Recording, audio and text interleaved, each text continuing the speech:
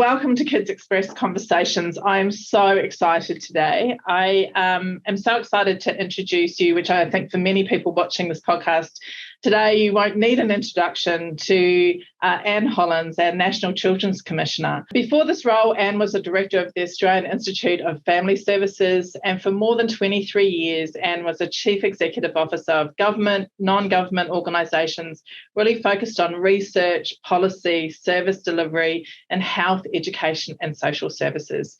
I'm so excited to have our conversation today. So, Anne, welcome to Kids Express Conversations. Thank you so much for your lovely warm welcome, Margo, and hello to everyone who's listening. I'm going to leap into the first question. There are so many things we could actually discuss, and as I said, I've got a rather long list. But I think maybe for our audience, maybe start by explaining what the role of a National Children's Commissioner and what the purpose and key focus of your role is.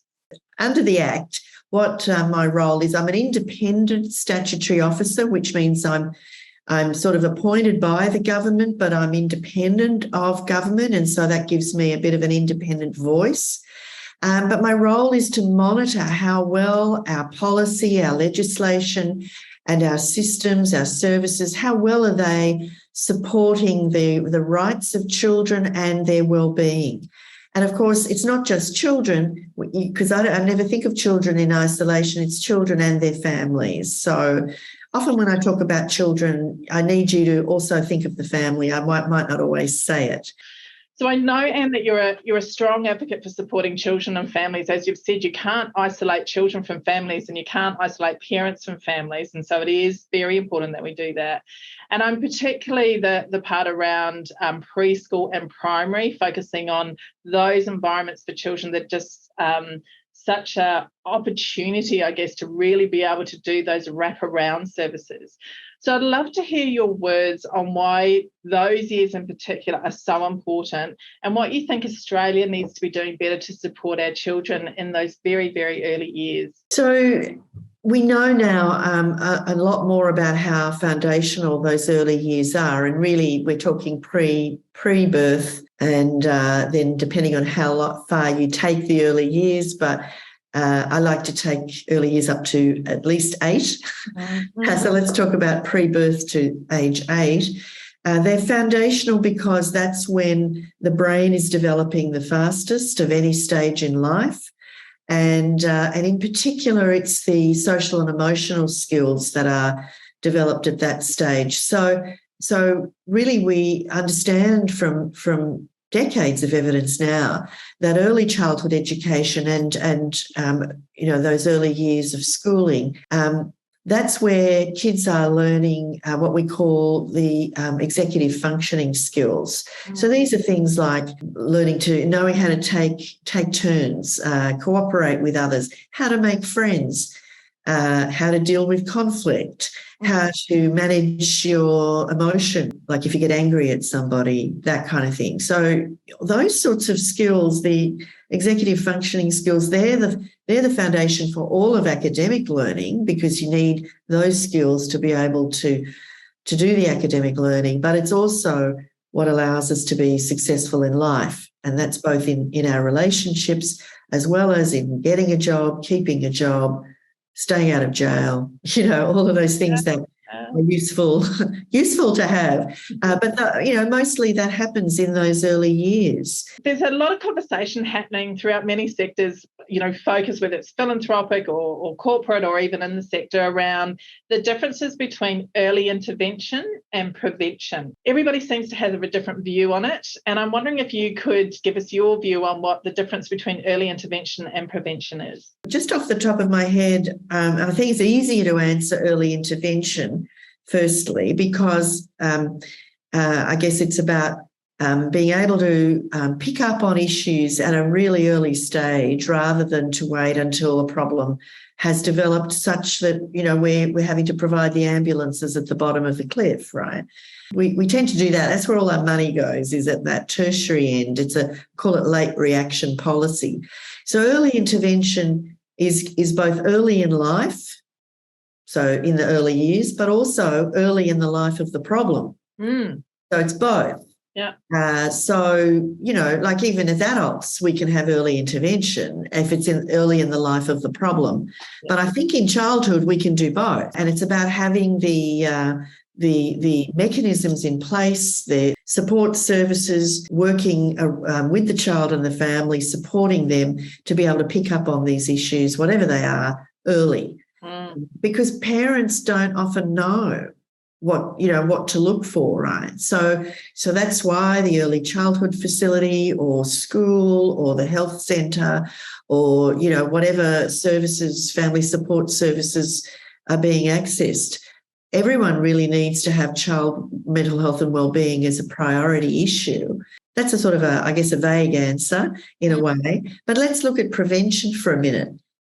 That's, I think, a harder thing to do, much, much harder. But for me, it goes to really what are the conditions that we're providing for families to raise their children in. So we know that there are a bunch of things that affect children's mental health negatively. We know what they are. We know what the risk factors are and what the protective factors are. So really what we should be doing is investing in more of the protective factors. These include having parents who are able to have good wellbeing as well. We know that has a massive impact on the wellbeing of children. Yeah. This is because it affects the parent's ability to function well as a parent, and it affects the parent-child relationship. So we need to look after parents. It's really important. One of the ways we look after parents is to ensure that they're able to get the family's basic needs met. This includes things like housing and income security. KidsXpress as an organisation, we have a responsibility because I think you're aware that with our programs, we have both our centre-based but also our schools program where we have dedicated expressive therapists working in the school to directly be able to provide therapy and support to individual children, groups of children in the classroom. But we also have the trauma-informed consultants really wrapping around to work with the whole school model, with all the staff in the school. So with our programs deeply embedded in those schools, we know that through the reports, etc., that accessibility, as you're saying, those wraparound services, how critical they are to provide. We did our schools program to remove some of those barriers, barriers around language, cost, transport, social, economic things. So I'm wondering again at that national level, what do we need to be doing to continue to remove some more of these barriers for our children and our parents and family? Well, we need more Kids of course. I mean, you're doing great work, and the problem is with programs like yours is that they're not everywhere, and that's also something that we're very bad at in this country. We're bad at scaling up and making a system out of promising practice. So it ends up being a very patchy and fragmented landscape. Yeah, and so you're lucky to go to a school where a KidsXpress or a similar service is offered. What do we need to do nationally? Well, we need to systematise these models. We have a culture here that really sees children as an appendage of their parents, has a very unclear view of the role of government, and in fact the idea that children and policy would be in the same sentence is unfamiliar to many. We saw through COVID that policy was designed for the concerns of adults. So that made it really, really starkly clear that there was no chief paediatrician or minister for children at that top table making those decisions about what should happen during COVID. So children didn't get a look in. That just illustrates the point that children are more invisible in this country. They're not valued in the same way, other than we value our own children, right? We, of course, parents will value their own children, but we don't seem to have a collective culture of valuing all children. Children are not a national priority in the country. I'm so grateful that with all your sage words and wisdom that you're in the role that you are, and that you inspire so many of us at this grassroots level to add to that voice from an evidence base, from a point of view of going, collectively we can all make a difference as long as we're all focusing on, well, these services are also focusing on upstream rather than just pulling people out of the water at the end when it's more difficult. So I just cannot thank you enough for your time, and anything obviously that KidsXpress can do to add to any voice that you collectively feel we are there. Well, thank you, Margo, and again, congratulations on the great work of KidsXpress and the great work of everyone listening in today. So, I applaud everybody's efforts, and if I can help in some way, I'd love to as well. So thank you for the chance to share some thoughts.